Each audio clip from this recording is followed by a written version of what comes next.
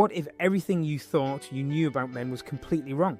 What if the very behaviours that drive you crazy in relationships are actually signs of love and protection? Today we're diving deep into a book that's been quietly revolutionising relationships for over a decade, and trust me, by the end of this video, you'll never look at the men in your life the same way again. I'm talking about The Queen's Code by Allison Armstrong, a book that started as a desperate attempt by one woman to save her marriage and ended up becoming a relationship revolution that's helped millions of people worldwide. This isn't your typical relationship advice book filled with tired cliches about communication and compromise. This is something entirely different, something that challenges everything we think we know about how men and women interact.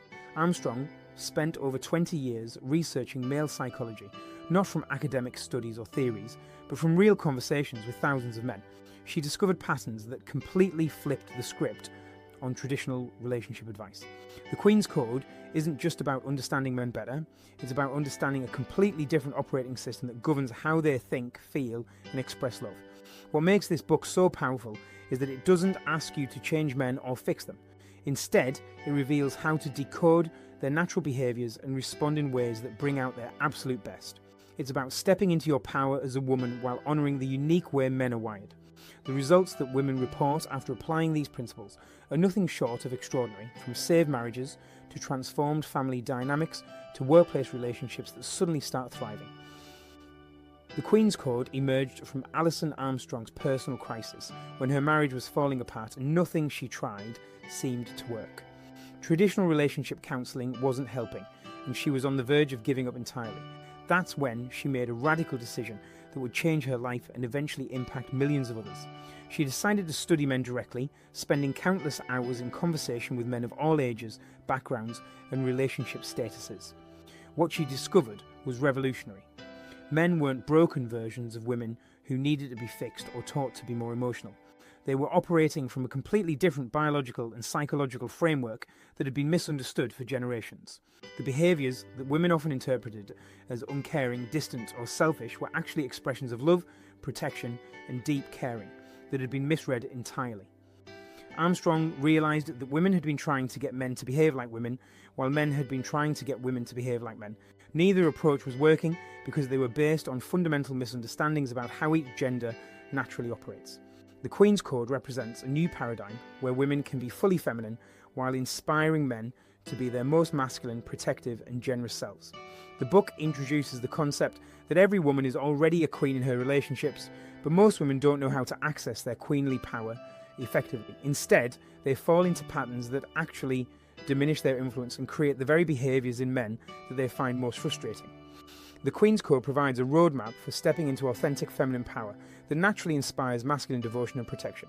This isn't about manipulation or playing games, it's about understanding the natural dance between masculine and feminine energy that creates the most fulfilling relationship possible.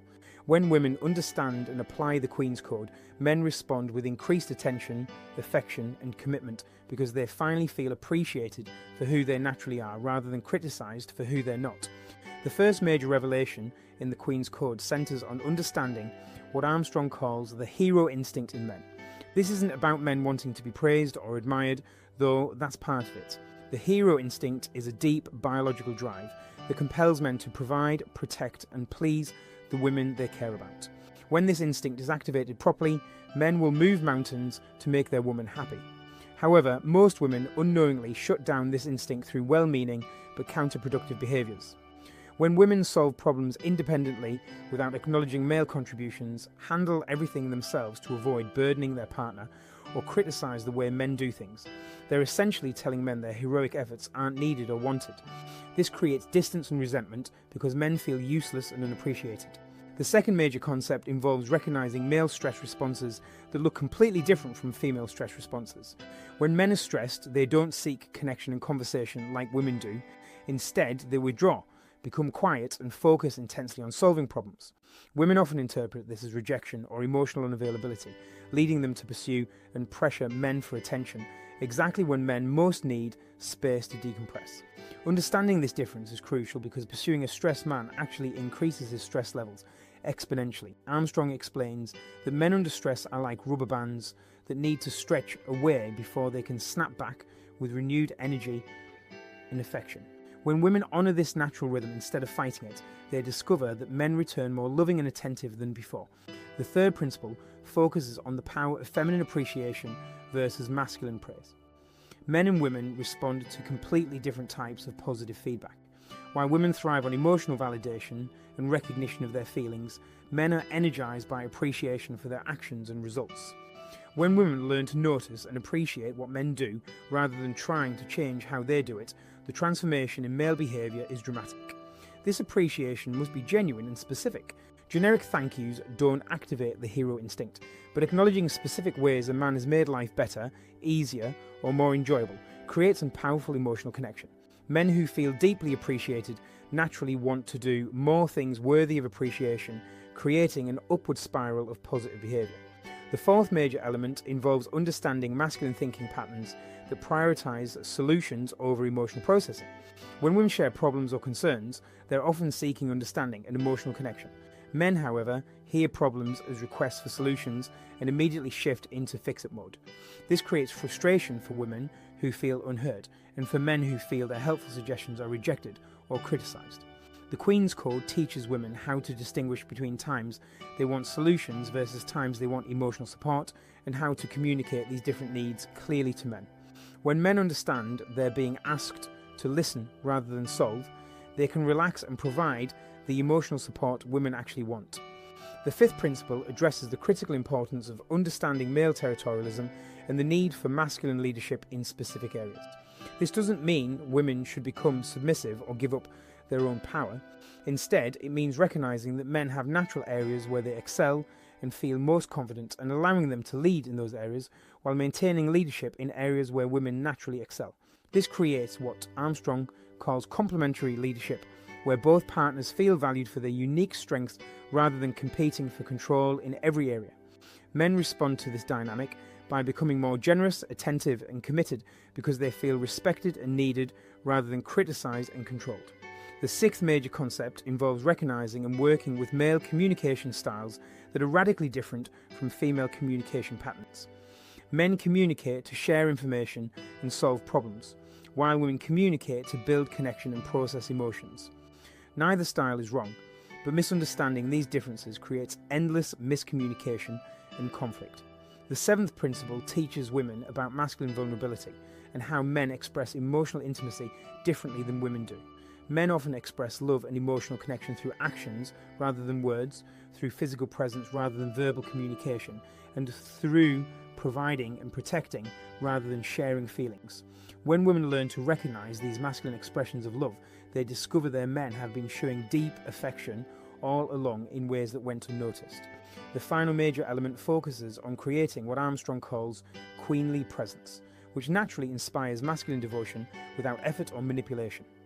Queenly presence involves being confident in your own worth, clear about your needs and boundaries, appreciative of masculine gifts, and committed to bringing out the best in others rather than trying to change or fix them. The first key takeaway from the Queen's Code is learning to receive gracefully, which may be the most challenging concept for modern women. Receiving isn't passive or weak, it's an active skill that requires confidence and trust. When women become skilled at receiving help, gifts, compliments and service from men, they activate the masculine drive to provide and protect. Most women struggle with receiving because they've been taught that independence means doing everything themselves. The second crucial lesson involves understanding that men's primary emotional need is to feel successful and appreciated, while women's primary need is to feel cherished and understood. These different needs aren't competing, they're complementary. When women focus on appreciating masculine efforts rather than criticising masculine methods, men naturally become more attentive to making women feel cherished. The third takeaway centres on recognising that masculine and feminine energy are both essential and equally valuable, but they operate in completely different ways. Masculine energy is focused, goal-oriented and solution-driven. Feminine energy is intuitive, relationship-oriented and process-focused. Neither is better than the other, but they create magic when they work together rather than competing. The fourth principle involves learning to trust masculine timing and decision-making processes. Men often take longer to make decisions because they're gathering more information and considering more variables than women realise. When women pressure men to decide faster or criticise their decision-making process, they actually slow down the process and create resistance. The fifth key insight is understanding that men show love through action more than words, and these actions often go unnoticed or unappreciated. Taking out trash, checking tyre pressure, working extra hours, or handling unpleasant tasks are all expressions of masculine love that women often take for granted or dismiss as basic responsibilities rather than recognising them as gifts of service. The sixth takeaway involves recognising that men need to feel needed and useful in relationships. This doesn't mean women should pretend to be helpless or incompetent, but it does mean creating opportunities for men to contribute meaningfully and acknowledging those contributions appropriately. Men who don't feel needed eventually become distant or resentful. The seventh principle teaches women to distinguish between masculine withdrawal that signals stress versus withdrawal that signals disinterest.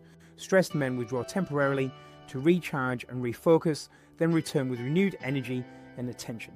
Disinterested men withdraw permanently and show no signs of returning. Learning this difference prevents women from pursuing men who just need space to decompress. The eighth insight involves understanding that men often express intimacy through shared activities rather than verbal communication. Working on projects together, watching movies, playing sports, or simply being in the same room while doing different things can be deeply intimate for men. Women who only recognise verbal intimacy may miss the many ways men are attempting to connect. The ninth takeaway centres on learning to make requests rather than demands or complaints. Men respond positively to clear, specific requests that acknowledge their choice to help. They resist demands that feel controlling or complaints that sound like criticism. The difference in these communication styles can completely transform relationship dynamics. The 10th and final key lesson involves understanding that creating a great relationship isn't about finding the perfect man or becoming the perfect woman. It's about becoming skilled at bringing out the best in each other through understanding, appreciation, and respect for natural gender differences rather than fighting against them. The Queen's Code represents more than just another relationship book. It's a fundamental shift in how we understand and honour the beautiful differences between men and women. Armstrong's work proves that when we stop trying to make men think and act like women and instead learn to appreciate and work with masculine nature, we create relationships that are more fulfilling for everyone involved. What makes this book truly revolutionary is its foundation in actual research with real men rather than theories about how men should be. Armstrong spent decades listening to men share their honest thoughts and feelings, and what she discovered challenges virtually every assumption modern women have been taught about relationships and masculinity. The Queen's Code isn't about becoming submissive or giving up feminine power. Instead, it's about accessing a different kind of feminine power that naturally inspires masculine generosity, protection, and devotion. When women step into their queenly presence, they don't diminish men, they elevate them to become their best selves. Perhaps most importantly, this book offers hope to women who have struggled in relationships and felt frustrated by traditional advice that doesn't seem to work. The Queen's Code provides practical, actionable strategies that create immediate positive changes in how men respond and behave. The transformation that women report after applying these principles is consistently dramatic. Marriages are saved, dating becomes easier and more enjoyable, workplace relationships improve, and even relationships with sons, fathers, and male friends become more harmonious and fulfilling. If you're ready to experience the kind of relationship where you feel truly cherished while inspiring the man in your life to be his most generous, loving, and devoted self, the Queen's Code provides the roadmap you've been searching for.